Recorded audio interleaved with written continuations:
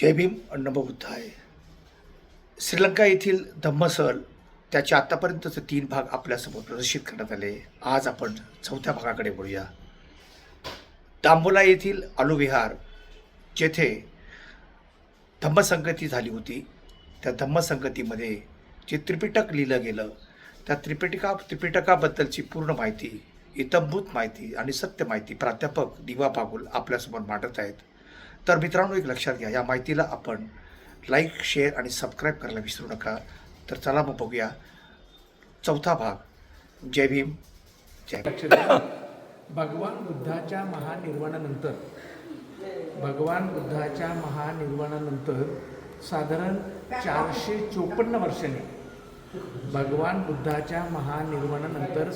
454 वर्षांनी या ठिकाणी एक धम्मसंगीती झाली. ती झाली इसवी सन पूर्व 106 मध्ये. इसवी सन पूर्व 106 मध्ये धम्मसंगीती झाली. ती धम्मसंगीती राजा वट्टगामिनी अभय याच्या मार्गदर्शनाखाली ती धम्मसंगीती झाली. आणि त्या धम्मसंगीतीमध्ये यापूर्वी म्हणजे भगवान बुद्धाच्या महानिर्वाणानंतर पहिल्याच दुसऱ्या महिन्यामध्ये जी पहिली धम्मसंगीती झाली, कुठं झाली ती? मी त्या दिवशी सांगितलं होतं, कुठं झाली? वैभार पर्वतावर सप्तपर्णी गुफेमध्ये 500 अरहतांच्या साक्षीने ती पहिली धम्मसंगीती झाली. त्यावेळेला विनय पिटकाचं संगायन कोणी केलं होतं? उपालीने. आणि धम्माच्या तत्वज्ञानाचं संगायन कोणी केलं होतं? आनंद. बरोबर आहे. आणि या दोघांच्या संगायन जे केलं होतं ते पाठ करत भगवान बुद्धाच्या नंतर 454 वर्षांनी या ठिकाणी म्हणजे इसवी सन पूर्व 27 ते इसवी सन पूर्व 17-27 अंक कमी होत जातात ना. तर तुम्ही म्हणा 17 आणि मग 10 पुढचं काय 27, तसं नाही. Before Christ. तर 27 ते इसवी सन पूर्व 27 ते इसवी सन पूर्व 17 या कालामध्ये या ठिकाणी त्याच्यानंतर ते जे संगायन होतं ते लिपिबद्ध करण्यात आलं, म्हणजे ते लिहिण्यात आलं. ते लिहित असताना राजा वट्टगामिनी अभय यांना पूर्णतः सहकार्य केलं. त्यावेळेला पुढं श्रीताड, झाडाचं नाव काय आहे? श्रीताड नावाचे जे झाड आहे त्याची पानं खूप मोठी असतात आणि एवढ्या आकाराची असेल, भरपूर मोठी असतात.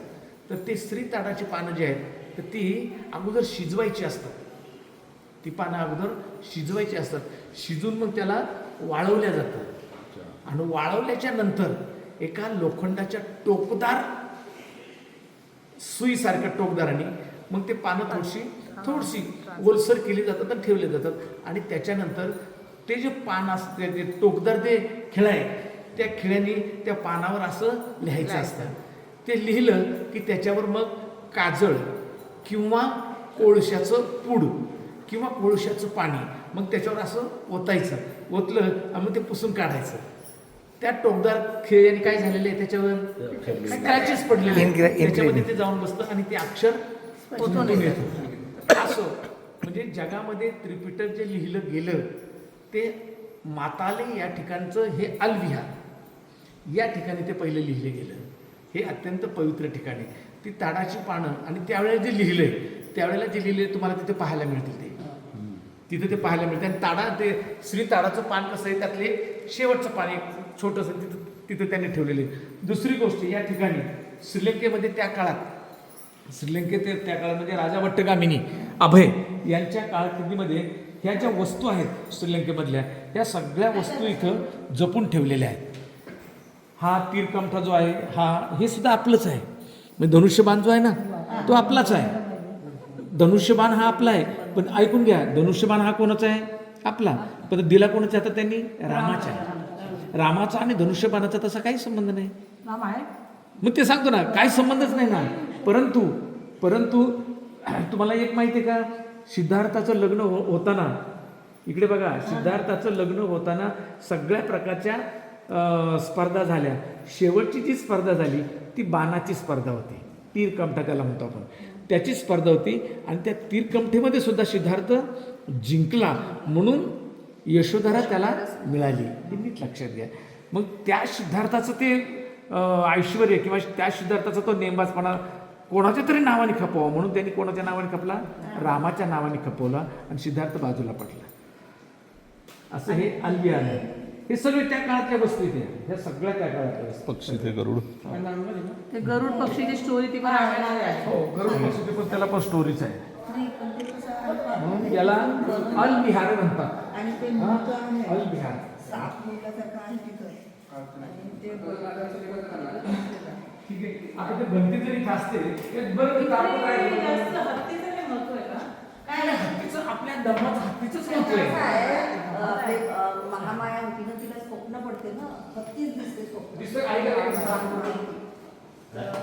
ते स्वप्न तुझ्या उठामध्ये बिहार त्याच्यानंतर गेल्यानंतर ती त्या बिहारातले हे सगळे अवशेष ऐकून घ्या. एक झालं विनय पिटक आणि दुसरं झालं अभिधम्म पिटक.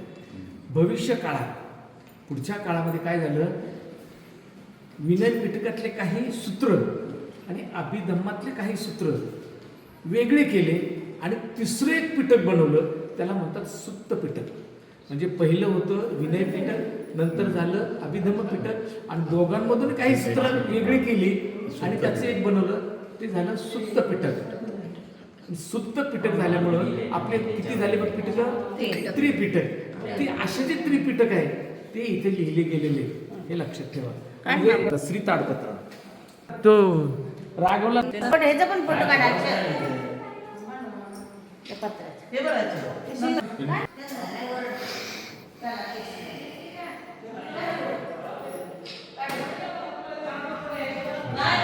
फक्त बोलू नका कोणी.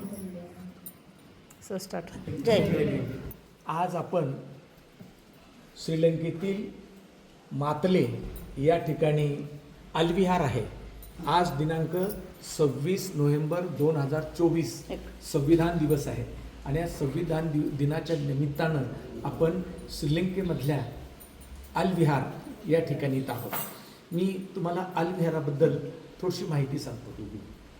तर पहिली गोष्ट ही की भगवान बुद्धाच्या महानिर्वाणानंतर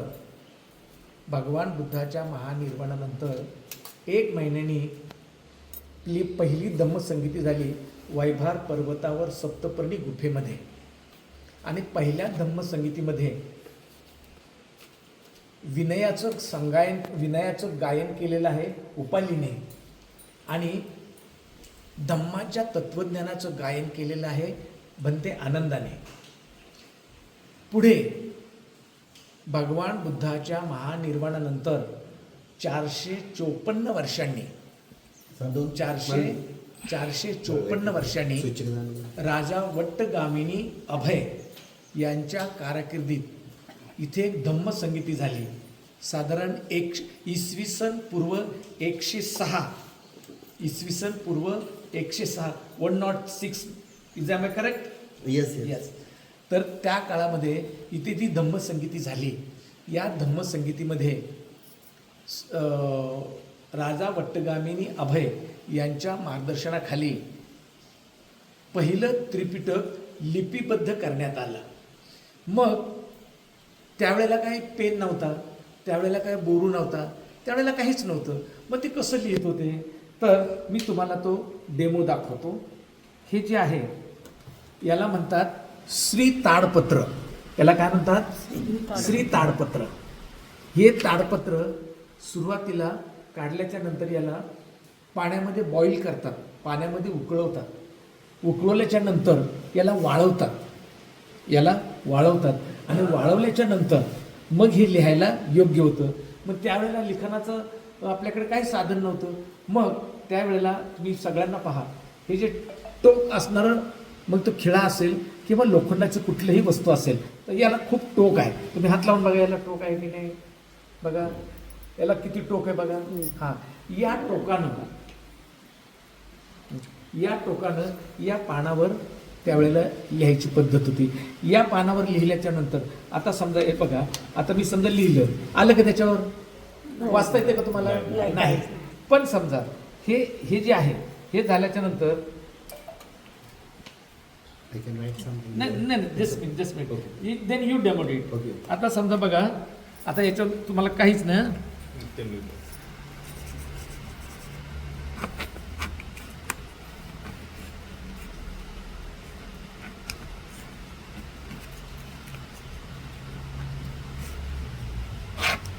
आता हे तुम्हाला समजून येत नाही, समजून येत नाही. पण हे जेव्हा जेव्हा आपण हे समजल्याच्या नंतर हे त्या टायमाला काजळ किंवा इतर काहीही काय ते जेव्हा घेतो काय हा तर हे लावलेलंच आहे.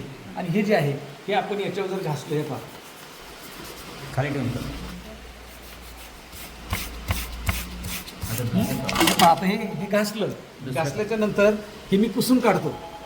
सगळं डेमो पहा हे पुसून काढतो. आणखी स्वच्छ होण्यासाठी त्याच्यावर पावडर टाकली जाते. हे बघा मी काय लिहिलं याच्यावर, म्हणजे पूर्वी जगातलं पहिलं इन द वर्ल्ड, जगातलं पहिलं त्रिपिटक या ठिकाणी अशा पद्धतीनं लिहिण्यात आलं. म्हणते आम I correct? Yes, yes. Yes, yes. Now you can express, you can deliver your speech Have there. you done? Yeah. Even just minute. 500 भिक्खू लोक या ठिकाणी राहत होते आणि 500 भिक्खूंच्या मदतीने या ठिकाणी त्रिपिटक लिहिले गेलेले होते. Please continue. And, Then I will explain in Marathi. Okay. Then now it is the exact date when they gathered here and when they wrote down. Now it is 2024. Now it is the year 2024. We have to add 100 years more. Then comes the exact date when it happened here. म्हणजे हे जेव्हा घडलेलं आहे तो तेच साल 2023-24 काय या वर्षीचं ते त्यांचं इयर आहे. या काळात ते लिहिलं गेलेलं होतं. म्हणजे त्याचा अर्थ जेव्हा बनती लोक पावसाळ्यात बाहेर जात नाहीत, ते विहारात असतात, त्या काळामध्ये ते लिहिले गेलेले. आणि असं त्यांचं म्हणणं असं का तर त्याला तो त्यांचा दिवस आहे हा आजचा.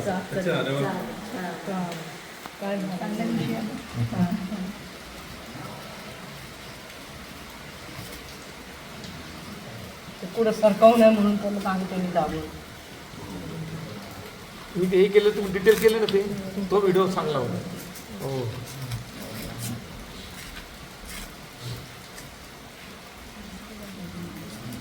मग ते लेफ्टिस्ट आहे ना.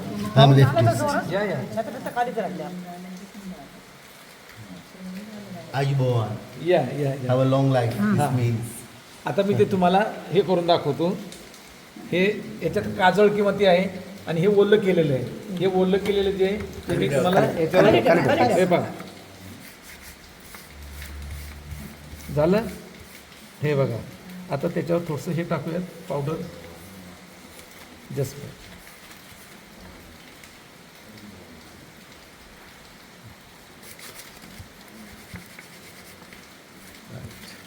हे बघा Ayubowan. Ayu. हे अलविहार हे जे लिहिलं यांनी हे अलविहारचं नाव Go लिहिलं. means long. म्हणजे अलविहार आयुष्यमान आयुष्यमान हो Ah. आयुष्यमान बरोबर ओळखलं. औसो Also. आयुष्यमान हा Diga yuso ho. दीर्घायुष्य, दीर्घायुष्य. Long life, Long long live, Long long live. Live. Long life. Long live long life. Wish. आलं लक्षात आहे असं.